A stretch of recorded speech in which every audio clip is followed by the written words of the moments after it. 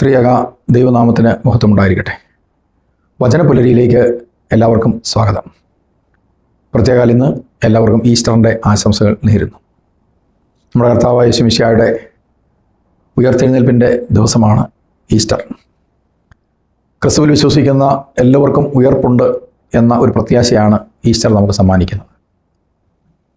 ഉയർത്തെഴുന്നേൽക്കപ്പെടണമെങ്കിൽ തീർച്ചയായും ക്രൂശിക്കപ്പെടണം. ക്രൂശിക്കപ്പെടുവാനായിട്ട് ഇടയായി തീർന്നത് ക്രിസ്തുവിൻ്റെ ജീവിതത്തിൽ ചുറ്റുപാടുമുള്ളവരുടെ പാപങ്ങൾ ഒരു നീതിമാനായവൻ്റെ മേൽ എല്ലാവരും ചുമത്തുകയായിരുന്നു. നമ്മൾ ജീവിക്കുന്ന ചുറ്റുപാടുകളിൽ പലപ്പോഴും നമ്മൾ മറ്റുള്ളവരാൽ തെറ്റും കുറ്റവും ചുമത്തപ്പെടുന്നവരായി പലപ്പോഴും മാറുന്നത് കണ്ടിട്ടുണ്ട്. അത്തരം അനുഭവങ്ങൾ നമ്മൾ പലപ്പോഴും കൊണ്ടെത്തിക്കുന്നത് നിരാശയിലും ദുഃഖത്തിലുമാണ്. ചില അതുകൊണ്ടൊക്കെ തന്നെ അവരുടെ ജീവിതം തന്നെ കെട്ടുപോയ അവസ്ഥകളുമുണ്ട്.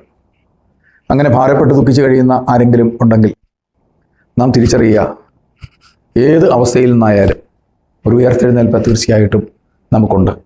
ആ പ്രത്യാശയാണ് ഉയർത്തെഴുന്നേൽപ്പിൻ്റെ പെരുന്നാൾ അഥവാ ഈസ്റ്റർ നമുക്ക് സമ്മാനിക്കുന്നത്. ആയതുകൊണ്ട് ഉയർത്തെഴുന്നേൽപ്പിൻ്റെ സന്തോഷവും സമാധാനവും അനുഭവിക്കാൻ തക്കവണ്ണം പ്രത്യാശയുള്ളവരായി തീരാൻ ദൈവം നമ്മെ സഹായിക്കട്ടെ എന്ന് പ്രാർത്ഥിക്കുന്നു. എല്ലാവർക്കും ഒരിക്കൽ കൂടി ഈസ്റ്റർ ആശംസകൾ നേരുന്നു.